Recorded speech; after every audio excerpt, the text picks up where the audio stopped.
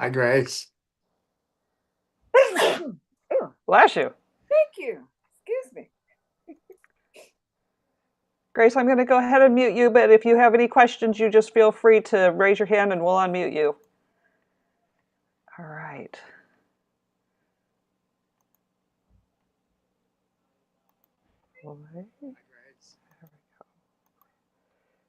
Pause. All right.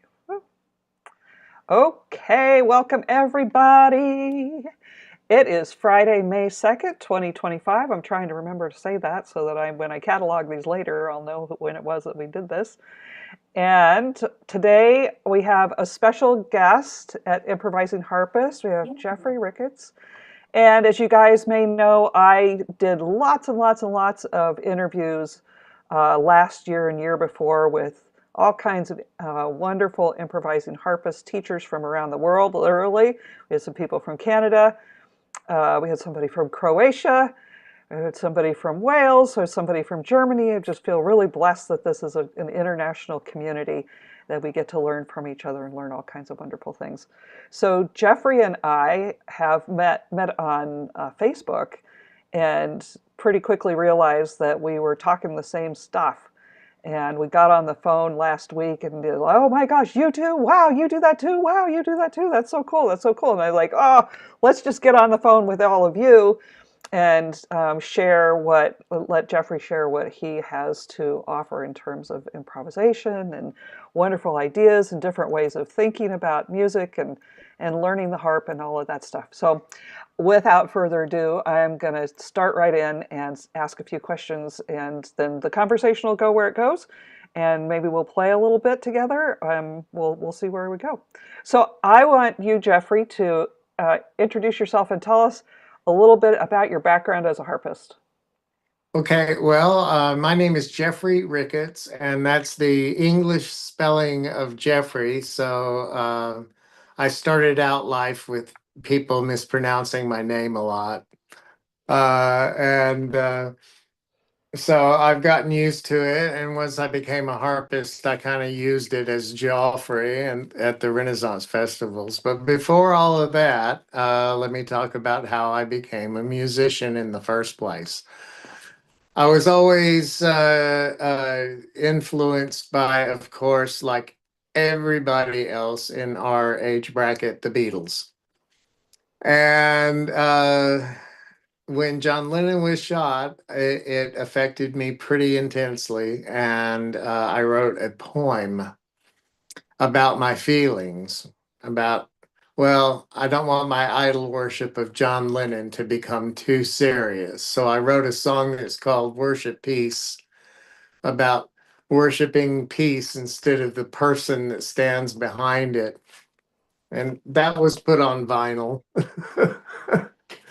Back in the 80s, 12 bands from Deep Ellum here in Dallas put out a record together called 12 by 12.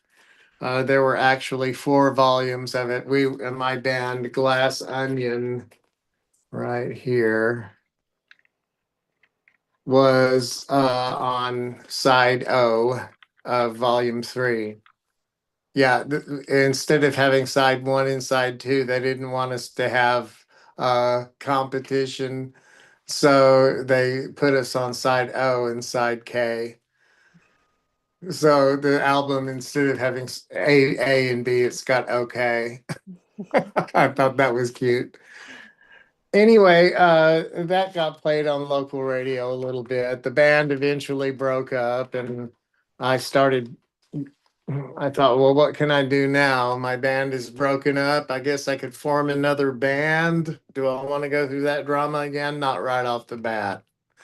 So, a friend of mine from high school and I auditioned for the local Renaissance Festival with our guitars as singer guitarists, and we got in. Neither one of us knew any Renaissance music. So we had to start from scratch in the performing company with them training us how to be characters and all of that. And well, we got into our first year, and Mary, my musical partner, went gallivanting about the fair doing her own thing, and there I was left to form a new act. because I had formed my act around working with this partner, and this partner was nowhere to be seen. So I started just kind of learning as many songs as I could learn to play and sing. And I worked with a lot of different people around the fair who were kind of in the same boat I was. They had auditioned to be at the fair, but they didn't have anybody to work with. Eventually, it landed with me and this guy named Hawk. And so we were Geoffrey Harp. And we played drinking songs and pirate songs and stuff like that. And people came to our show and drank their mead and sang along, and it was all fun. One Sunday morning, it was Easter. We were supposed to do our drinking show at 10 a.m. on Easter Sunday morning. Well, we're sitting there on our stage and we're looking out across the field, and there is literally nobody to be seen. We looked across the field, there were no patrons, there were no people behind the bars, there were no other acts out there, but we could hear from down the way the sound of some music coming out. And Hawk looked at me and he said, "I think you need to see something, so follow me." Well, unbeknownst to him, I had this dream the week before. And in this dream, I saw an arm stretch up through the water holding a harp.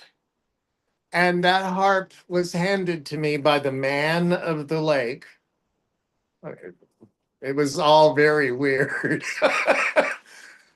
And so we come around the corner, and there's a woman playing a Paraguayan harp and another one playing a Celtic harp. And together they called themselves Paracelt.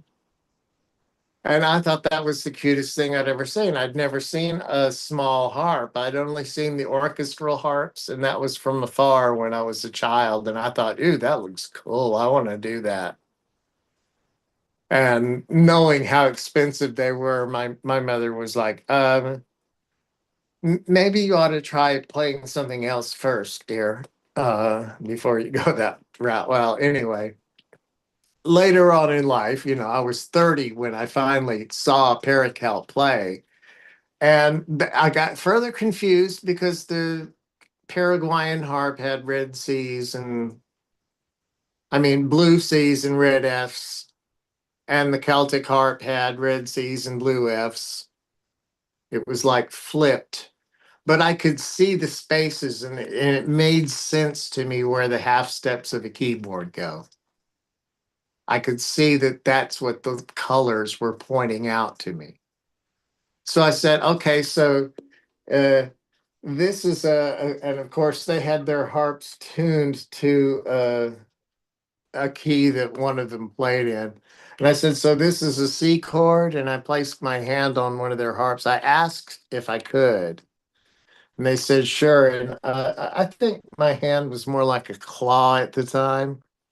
And I said, so if I like squeeze these three strings, that's a C chord. Could y'all hear that? I don't know if the audio problem was fixed or not, but It's still pretty faint.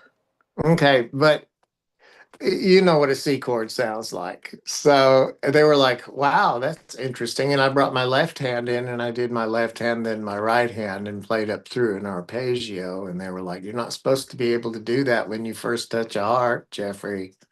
Stop it. And then I said, stop it. And they said, no, we're just being facetious. Yes, keep going. So I said, is this a D minor? And they said, yes, that's a D minor. And I continued on the scale. It's the stuff that I had taught myself as a rock guitarist, how a key works. And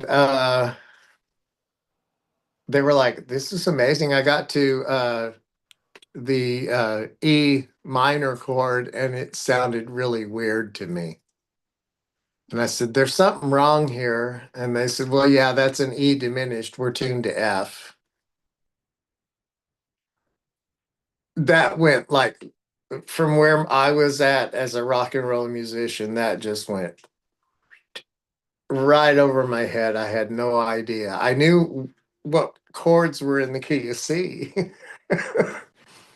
I knew what chords were in the key of E if I was playing a guitar, but I didn't know how to line them up on a keyboard or anything like that. I knew how to do it with the key of C.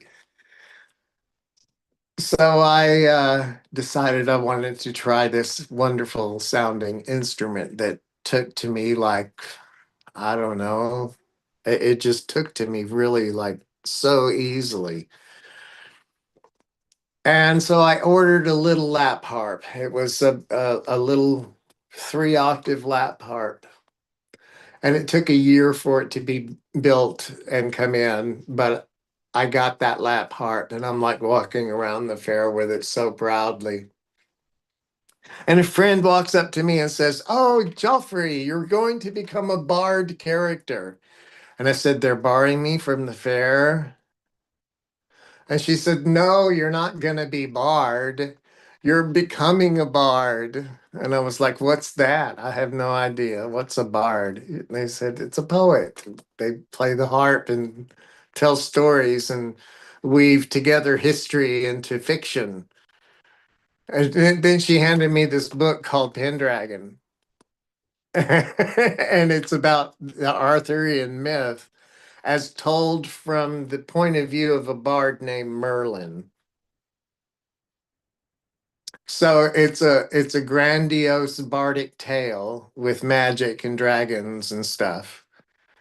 It's not really history. It's Pendragon, and it was just such an interesting book that it like pulled me into this real strange world that I'd never been a part of. And I had my harp for 3 months and thought, I feel like my fingers are in knots. I need some instruction. And I wanted to play at Scarborough Fair the next year. I was ready. There's even video of me on that first day with the harp. I'm sitting beside Pericelt, and I have this look on my face like, and I'm going, tickling the air around the strings.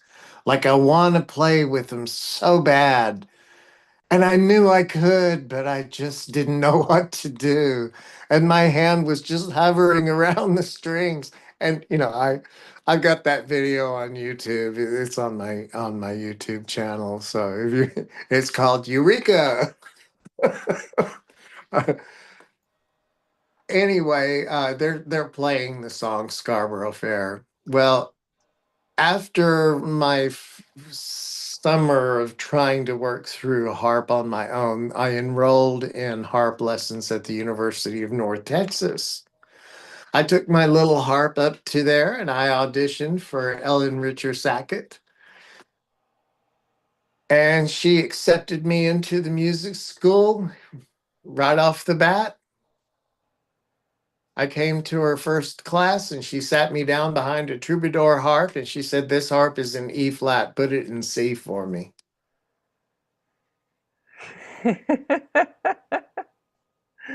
I had no idea what she was talking about. Uh-huh. And she repeated herself. The harp's in C. I mean, the harp's in E flat. I want you to move the levers and put it in C for me. And I said, "What strings do you want me to make flat?" She was like, "You don't know anything about music, do you?" I was like, "Not really. I've taught myself how to play the guitar and I've taught myself a little bit about how to play the harp, but I really don't know how to read music or how it's put together at all." She was like, "Oh, if I'd have known that when you auditioned, I would never have let you into the music school. But now that you're here, I'm going to keep you for a semester. After that, I want you to enroll in some music theory classes. And if you don't enroll in some music theory classes, I'm not going to take you on as a student after that." The only way I could do that was to quit my day job, cash in my retirement, and go back to music school full time as a full time student, taking out no predatory student loans, and we won't get into that right now. And how old were you when you were doing this? 30. 30. Wow.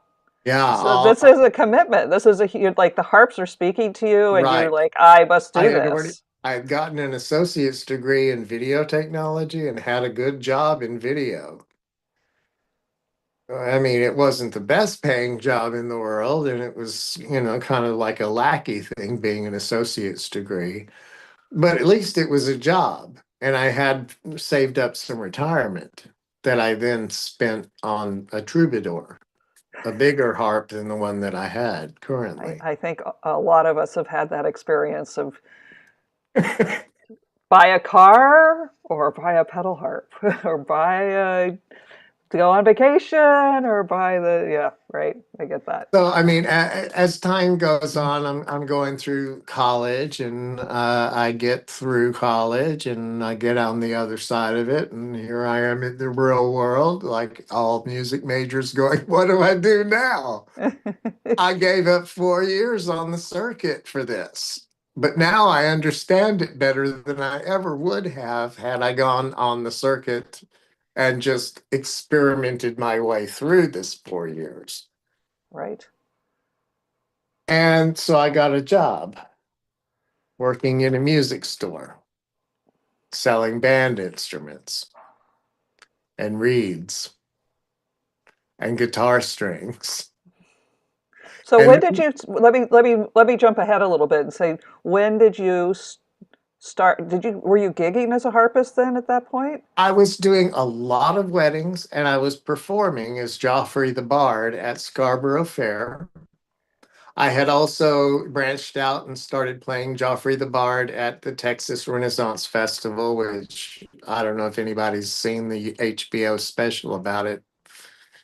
It's a crazy place run by a crazy man, but it was fun. And I also did the Four Winds Renaissance Festival in Texas. So it looked like I was, going to take off as a Ren Fair performer and do the circuit like so many do. But instead, I opted to go to school and Mm, stay home. And then I got that job, which kept me from doing the Renaissance Fair circuit. In the meantime, the owner of the company asked me to open a harp department for the company. In order to do that, I had to start teaching people how to play the harp. So that's how I became a harp teacher.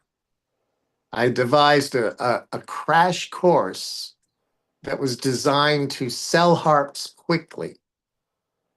It was not really designed to teach people to play the harp well. But what it did was it offered an architecture on which to hang improvisational ideas. And that is the very way that I currently teach. And it's also the way that I play. So I continued. I added the harp to a rock band, and we played around the area. I had a harp ensemble that was called the Bardic Circle, and we played around the Dallas Fort Worth area. I established the Texas Men's Harp Ensemble, which was 10 male harpists from Dallas, Fort Worth area, all playing together, all my students. That once I'd established that harp department for a major music company, an investor came in and opened up a store and school for me to have just on my own. It was both a good thing and a bad thing. But I threw monthly concerts at that store to raise food for the Tarrant Area Food Bank, which was both altruistic as well as commercial, because you throw something like that and you pull people into your cause. And so yes, I was helping to feed the poor, but I was also helping to feed this poor, so I have to be honest and upfront about that. now, did you get your pedal harp during that time? Yes, I did. I started working with Peter Reese at Harps International, and he started supplying my store with inventory. And one of the pieces that he brought in was my Kamek Blue. Straight soundboard. It's not a big blue with the extended soundboard, but it's electric. So I wanted to play it in jazz bands or rock bands. So the extended soundboard seemed like a little bit of overkill for me. Mm-hmm. Although Grace, my student there, has a Camac electric with an extended soundboard. Hers is not blue, though, it's black. Mm-hmm. Yeah, so several of my students have gotten those Camac harps, and that's how I ended up getting mine. I couldn't afford it on my own. I forego I didn't take my commissions on the sales of harps to students. I had Peter put that money aside to pay for my harp. Mm. So it was like making payments. But it was, that's the way that I paid for my concert harp. I could never afford another one right now. There's just no way.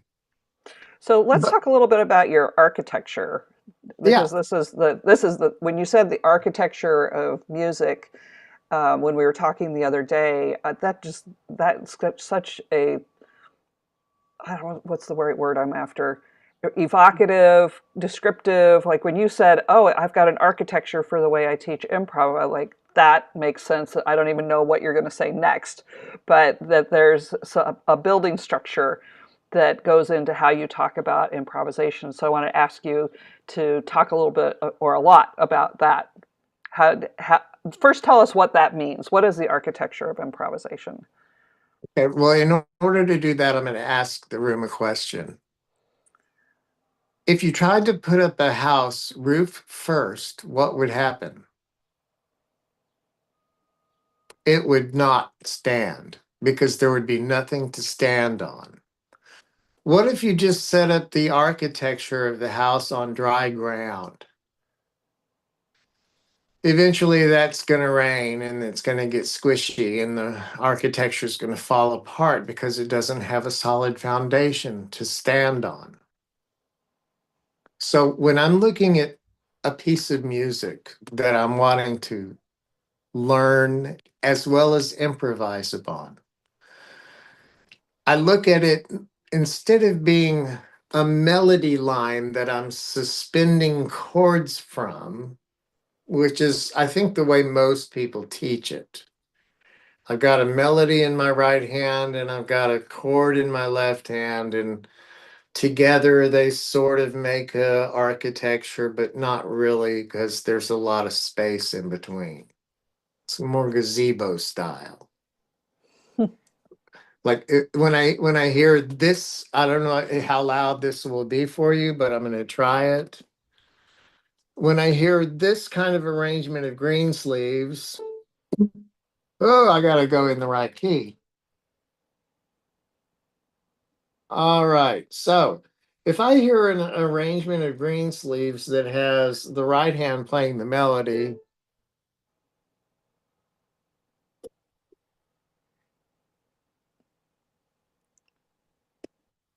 could you hear that? We can't hear you. We Oh, can I am see so you. sorry. We can see you playing. We'll figure that out. We'll figure it out somehow. Maybe not today. But my point is there are certain points of emphasis in all key signatures and time signatures, as we know. So if we look at a point of emphasis as being a structure that's holding up to the roof line, and then the notes that come between the structure as being that roof that's hanging between the structure.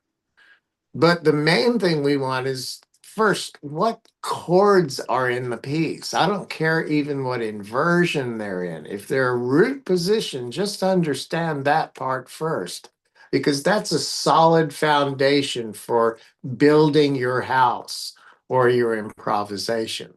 That's the foundation. It doesn't show you the full structure, but it gives you a solid foundation on which to set up the rest of the structure. Then we look at a point of emphasis. In 6/8 time, that would be 1, 2, 3, 4, 5, 6. 1, 4, 1, 4. So we have this architectural beat that's built into the time signature. This is where we want to kind of think about the architecture to support the melody line note at that particular moment in time. For instance, the two first notes in the melody of Greensleeves are A and then C. And they're supported by an A minor chord if we're playing in A minor. Well, if we want a C to be the melody line note of an A minor chord, we're going to use a chord inversion. Here I have an E, an A, and a C, and that puts C on top. Now, part of the roof line that comes before the chord is this note right here, A. And if I just close the rest of my hand, I have an A minor supporting that C note. And that's on the first beat of the measure. Yeah, let me try that because I know that everybody can hear my harp. Okay. So I'm going to do the first note of the, Mary, can you make me big? Yeah, thank you. Right. So if you place the whole chord, A over E, A with E in the bass, now place the whole chord and play just the second finger. And now play the other two. And this gives you both the chord as well as the melody at that point in time. Now the next chord is going to be A in root position. But there's actually a D note that comes between the A over E and the A in root position. There we go. Mm-hmm. So let's play that whole first little phrase. Ba-da, ba-da. Right. Now, one of the things that I saw happening in harp lists back when the internet was new was people asking the question. They say, okay, I know how to do this with my right hand. What do I do with my left hand in such a position? I can really see the right hand pretty easily, but the left hand I'm not seeing so easily. So what I'm saying is if we use the same shape in the left hand, yeah, and instead of playing exactly the same thing in the left hand, we do this with the left hand. We arpeggio the chord. Okay? Now we're going to arpeggio at the same time that we play the E and the C. So we have. Oops.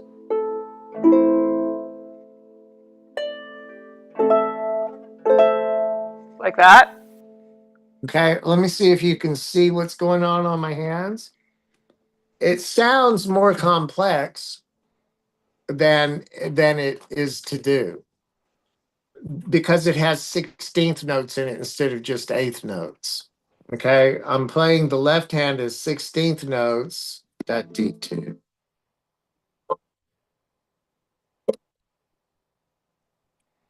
Yep, Okay. Oops.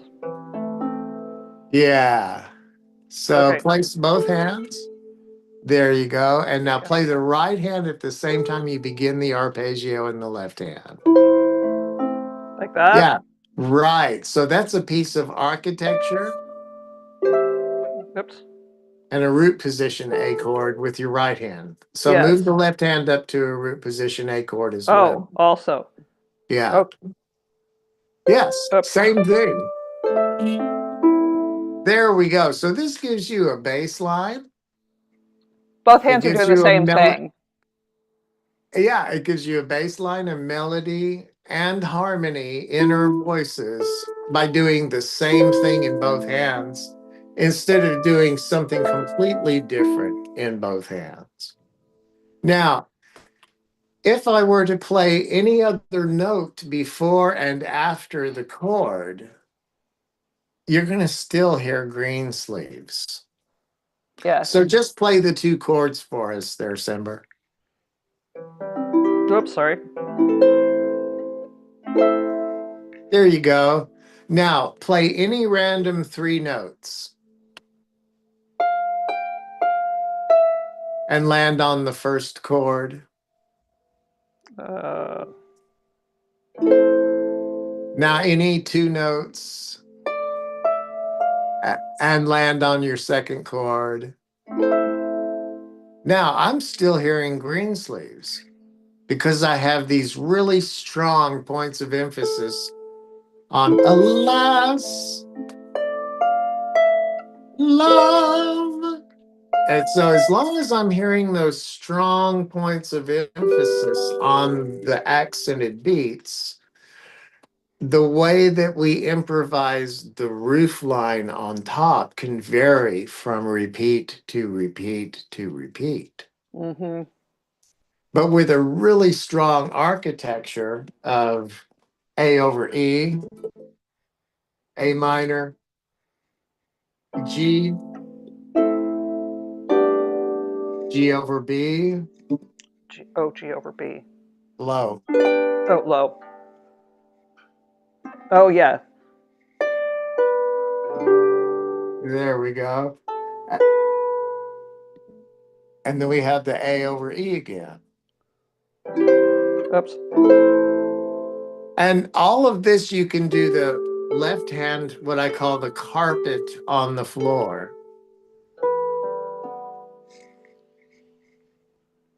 It's Okay. kind of interesting the way that the carpet on the floor starts to just fall out as you play, if you know how to arpeggio and you know how to roll. So let's talk about when to begin the arpeggio versus when to begin the roll. Okay. Begin the roll before the beat, Right. like grace notes, so That's that right. your thumb lands on the beat. Begin the arpeggio of the left hand as the thumb reaches the beat. There we go. And this puts the and what Simber just demonstrated is that even though you have the architecture placed, you don't have to roll through the chord to put that melody line note on the beat. You can actually descend away from the chord with a downward arpeggio in the right hand. Mm-hmm. And this makes for a really complex kind of contrapuntal sound without being contrapuntal thinking. It's like still connecting real strongly to, I'm doing the same thing with both hands when I'm placing a chord, but I'm presenting it differently. Now, this can get boring if we do it with all three chord inversions. Right. So if I look at a first inversion, let's look at a first inversion C chord. So that'd be C over E. Yeah, now place it again and keep it placed. And take your left hand and place the C below that, the fifth below that, and the root below that, so that you have a root 5/8 and a first inversion. This makes for a really powerful chord. Yes. This is one of the things I like to say is that the harps will work so hard for us if we let them. That's right, they will. It's And you all know, these. with this one difference in the left hand, instead of trying to make the left hand different all the time, which is what I see happening in arrangement after arrangement after arrangement. They want to make it a puzzle that you have to work to get through. That's what I see in a lot of arrangements. Mm-hmm. Whereas if you use their arrangement kind of as I don't know, a springboard, like Sylvia Woods says in all of her books. If you know how to add notes to chords, do. If you know how to improvise on a chord progression, do. You know, she tells us how in her book, Music Theory and Arranging Techniques, but she does a whole lot of contrapuntal thinking. Left hand doing one thing, right hand doing something completely different. They're both connected through musical architecture because you can't get away from musical architecture no matter how much of a big puzzle that you put to it. So I like to, when I'm at least first learning a piece of music and constructing the house, to build really strong points of emphasis. And with the 5/8 and the first inversion, adding color is a real easy thing. Well, because you're doing, right, the 1, 5, 8, 10, and the 1 and the 10 together is Right. really sweet. Now try this. Place it, don't play. Now move Okay. your thumb down to the major 7 of your left hand. Right hand, keep it on there. Okay. So now we have a major 7, and all it is one voice change. And it Did I gives get it? us that buttery major 7 quality. Did I get it? So 1, 5, 7. Let's right. Now then we're going to use another movement of the thumb. Okay. So we got the left hand thumb on the B. Let's move the right hand thumb up to the D. So this has a 7th and a 9th. Ooh, isn't that beautiful? Yeah, I call it the carpenter's chord because it's like you hear it in close to you. It's just Right? like so right. Now, and it's a matter of taking this first inversion shape with the 5/8 and changing this 8 to a 7 and this 8 to a 9. Now, am I talking below or above where everybody in the room's understanding is? I think everybody's okay. Everybody okay? Oh, somebody says no. Are there any handouts? Well, the closest I have to a handout is my book, and it is only available right now as a PDF that I can send to you. So So I could, we'll put a link um, in the description when we send this out to everybody.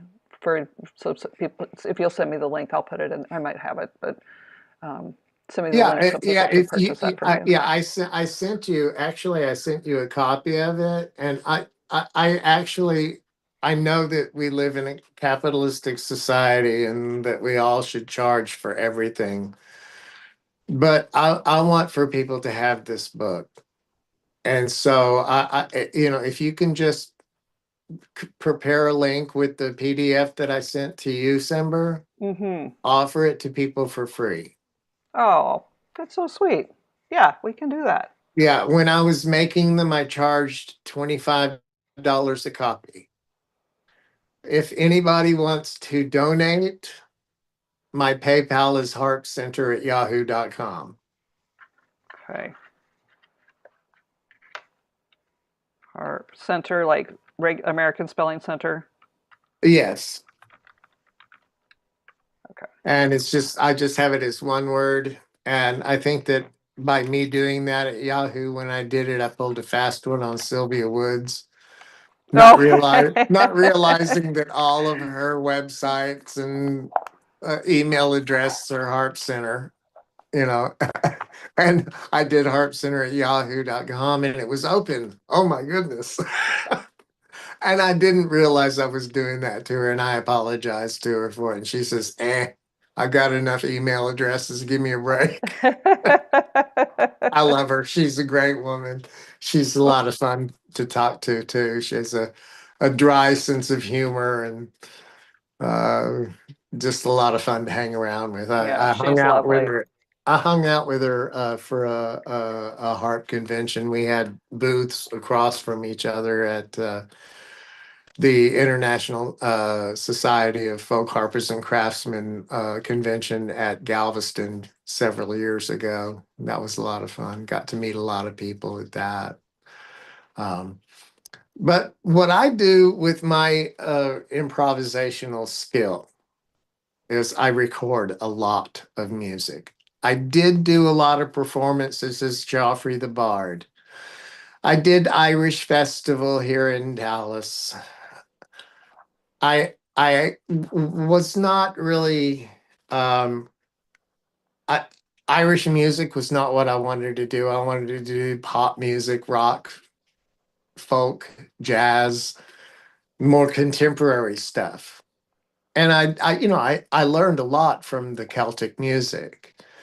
But my degree at UNT was in composition, and I learned to play a lot more musical instruments than just the harp, and I do that in my recordings. My band, the Circle of Peace Band, has 3 albums out, 4 if you include the live one. I have like hundreds of songs out under my name. That if you're curious, you can find them at whatever streaming platform you go to. And that's the way I prefer to get any kind of support is for people to discover my music, listen to it, share it, because it's very unique. I mean, if I was to compare it to another harpist on the market, I would say Andreas Vollenweider, but not really because I'm not that kind of new agey, although I do have things that are new agey. There's so much variety, though. The last thing I just released last week is called Rolling Wheels Endless Byways, and it's a country and western song. I sing and I play guitar, and I also play the harp. And the harp, the what I do with the harp, it gives it the most country wailing train whistle sound of any of the other instruments that are in the whole piece. The concert harp sounds more country than any of it. So I mean, if for nothing else, listening to that song is a interesting thing to do because I do this, like I said, this train whistle thing. I don't know, you won't be able to hear this either, darn it. But it's like a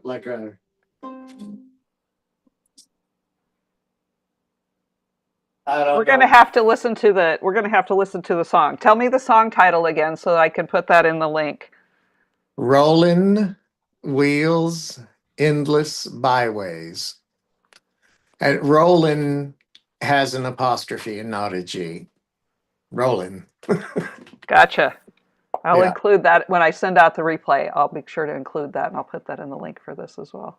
Now on the one that I recorded right before it is called Plasma. And it is like this sci-fi kind of strange plasma piece that you would, and it's got weird little underlying whispery voices like Pink Floyd and that sort of thing. Before Cool. that, I did a compilation album of my dance tracks, and they're all kind of upbeat disco dance tracks, kind of thing. Dance and Have Some Fun is one of the songs titles. The other is uh, Stranger Hills to Run. It's kind of similar to Running Up That Hill. And then there's a whole lot of just, dance tracks there. Then after that's just kind of a wide variety of dance, pop, rock, jazz, and then the occasional country thing. And almost always my country music is tongue in cheek and kind of. My first country song was called The Way Life Used to Be. And it starts out with, I don't know how to fight. I don't know how to chew. But if you want to hear some honky tonk, then I'll sing it for you. I don't care much about the thing called a Western wear. But if you want to know what country's about, I'll take you there. So it's all just kind of goofy and, you know, Well, what you're saying, though, I think is really important for everybody to hear that we can, all of us, myself included, get locked into a certain sound and think, well, that's all I can do, or or the harp can only do certain things.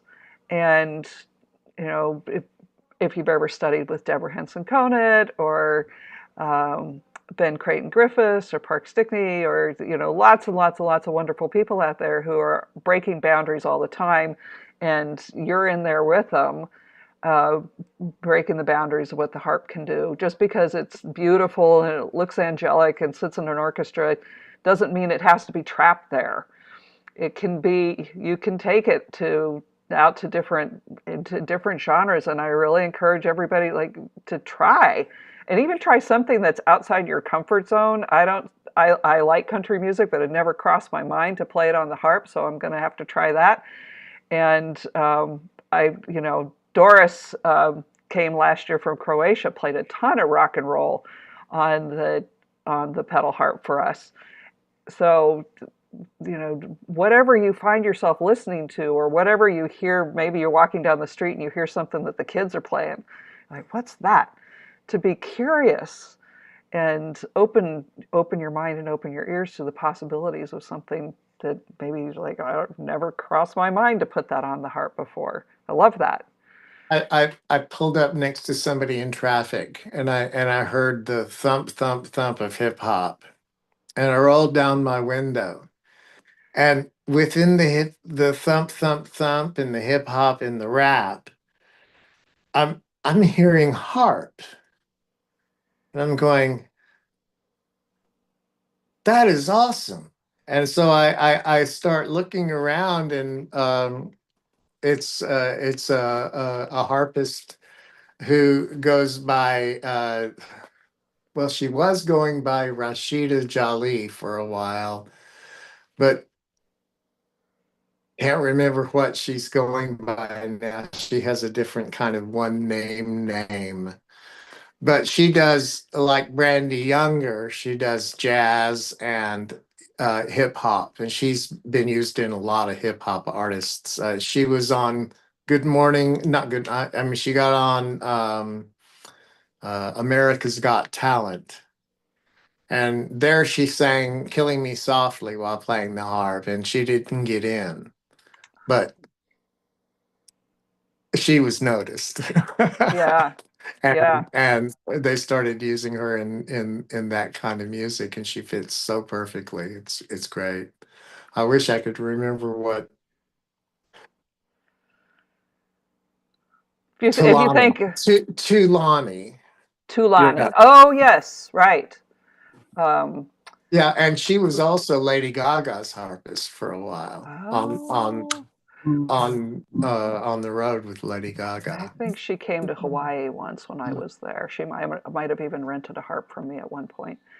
Okay, so I want to open the floor up for some questions. And I've been getting little chats. You haven't seen the chat going by here, but people are asking or trying to ask questions as people have been sending them to me. But do you guys have questions about the architecture that he's talking about? Does it make sense how to build?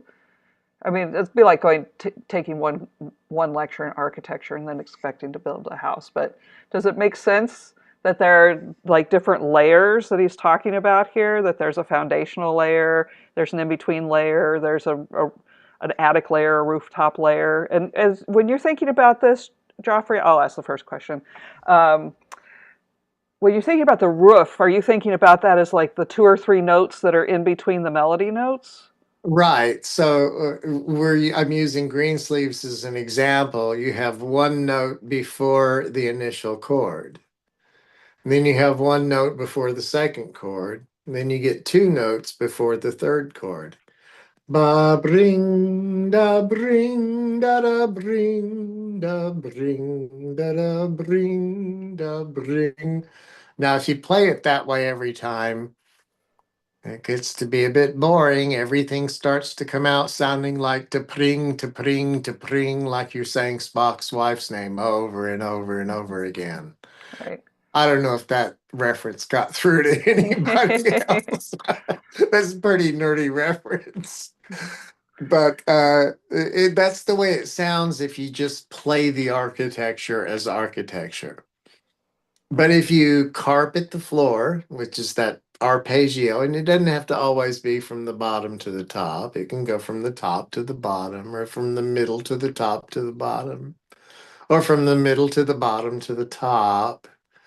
So when you think about who all here is familiar with I Ching, the Chinese fortune telling where you throw a coin, where you throw several coins. Yeah, and you have the lines, and some of the lines are broken and some of the lines are together. Well, that's kind of the way I look at these recipes. There's not much there, but you can get a whole lot from the little bit that's there. You know, with 6 lines, with some split and some not, you can get, I think it's 64 different variations according to I Ching anyway. Maybe more, I don't know. But it's a similar kind of thing with regards to, say, a triad. Think of all the ways you can present it. If you've got it now, we're told so often in harp music that we only want to place in the direction we're headed. Right. But if you place the whole chord and you play 2, 1, 3, or you play 2, 3, 1, or you play 1, 1, 3, 2, or you play 3, 1, 2.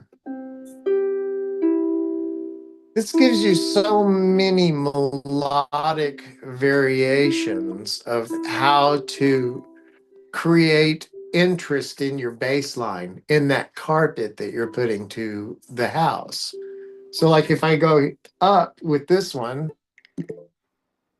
and I go down with this one, well, I'm still doing the same thing with both of my hands that I did with the architecture, but it's giving me this feeling of a bass line, inner Right. voices, and a rooftop. Now, if I take the arpeggio of the right hand down away from the melody,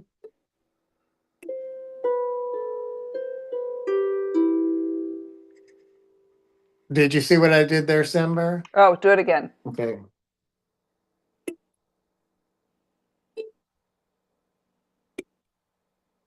I think you're going to have to tell me what you're doing. I can sort of see what you're doing, but tell me what you're doing. I'm using the architecture of each chord and putting in the melody line note before the chord. And then instead of rolling the chord, I'm descending from the melody. Yeah. And then descend through that root position A chord. And then now when you have that, play the G chord, descend through it, and then the G over B, descend through it. Yeah, and that gives you this wonderful.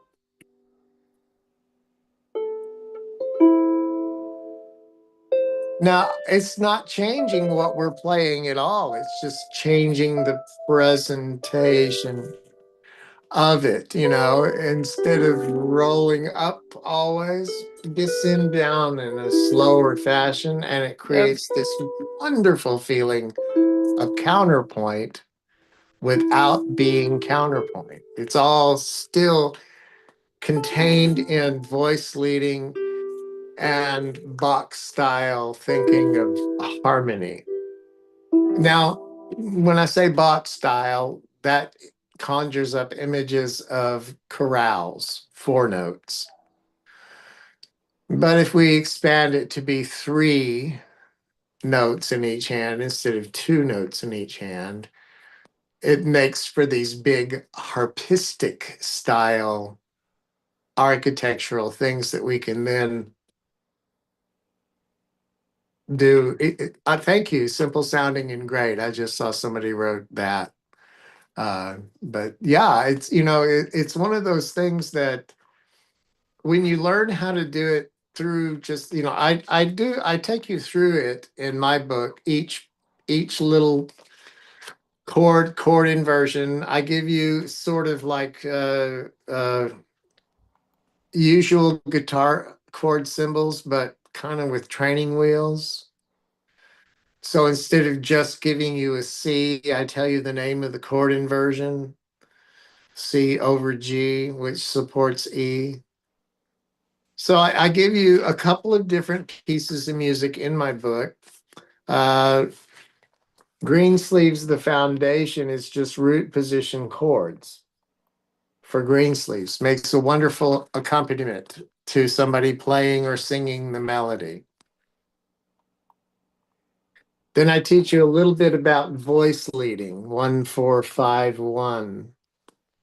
And in that, I give you an accompaniment to Silent Night that's very easy to play. And of course, everybody knows Silent Night, so it's easy to sing as well. Then we start to build the architecture of Greensleeves with no roof line. And the next thing I teach is 2 notes in a row. Interesting. The first thing Sylvia Woods teaches you is 2 notes in a row. It's the 6th lesson in my book. Yeah. First lesson is arpeggios, 3-octave arpeggios. Students, when they first see that as their first harp lessons, their jaw hits the floor. They're like, you want me to play all that? And I'm like, it's easier to do than you imagine. And then we go through a few arpeggios and they're like, oh, it is easier to do than I thought. So then we put the roof on the house. And here you can see the individual note and the chord, individual note and the chord. I start to talk about the 5/8 chord and combine it with the first inversion. I give an instruction that says, make this a permanent connection. But like everything that's permanent in music, it isn't permanent. It's just a good idea Right. for fake book realization as well as improvisation. Then we start getting into more boring things like 3 in a row and 4 in a row. And by the time we've gotten through the idea of what we just talked about, melodic presentation of a harmonic placement, did that sentence make sense? Yeah. Yeah. And then we go into this version of Greensleeves that looks like advanced harp music that has all those 16th notes in the left hand. And that's just carpeted floor. That's just what we did a while ago when I had Sember play the note, roll the chord, and then arpeggio the left hand, and roll the chord and arpeggio the left hand, and such and such. And it really, tell you, that looks and sounds really nice and complex. But it feels like I keep doing the same 3 things over and over again. Root position, first inversion, second inversion.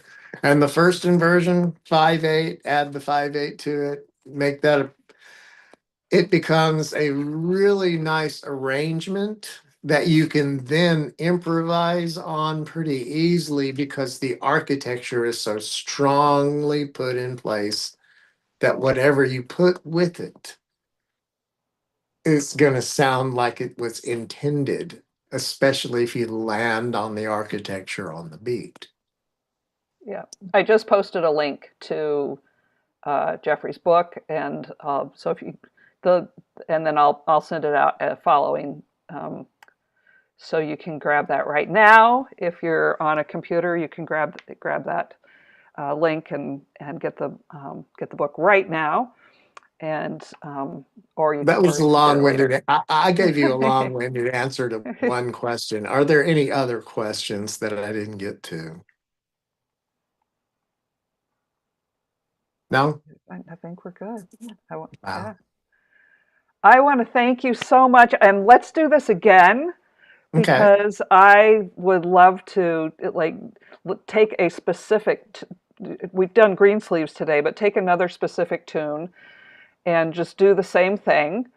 If you guys have requests for a tune that you love, that you say, oh, I'd really like to be able to improvise on She Walks Through the Fair, or County Down, or Celtic tunes, or Christmas tunes, or you've got a favorite church hymn, or something that you really love to play that you're like, I'm kind of bored with how I'm playing it, or I'd really like to learn it better, let's send that over to me, and let's schedule another time with Geoffrey to do this. And if you love what he's doing, by all means, call him up and study with him. Yeah. Yeah, I do online lessons, and I usually use FaceTime or Facebook Messenger, and the audio seems to work really well there for the students who take that way. I'm going to figure out the Zoom audio too. This was something I haven't done Zoom calls before. So this is new to me, and so I'll figure out the audio and get the harp to We'll get it sound. tested. Yeah. We'll get it tested and working. Yeah, I'll figure out how to connect the OBS into the system to make it so that you can hear that. Grace says, I highly recommend studying with him. Yeah, so definitely check that out. And then in the link in the chat here, Geoffrey's contact, harpcenter@yahoo.com, if you want to get in touch with him and send him a little thank you payment for the book. That I encourage you to do that as well. We're all trying to make a living doing this music thing, so it doesn't have to be $1 billion, but a cup of coffee would work. All right, everyone, thank you so much for coming. What a great way to spend a Friday. I want to thank Rose and Grace and June and Marin, all the way from Ireland, and Mary and Katie, and especially Mary, thanks for being the backup sound person and running things in the background for me, as you often do. I really appreciate that. And special blessings to you, Geoffrey, for being here today. I really, really appreciate it. Thank you so much for Summer, Yeah. for having me here, Summer. Yeah. It's wonderful, and everybody seems so beautiful and wonderful. Yep, we'll do it again soon. All right, everybody, have a great weekend.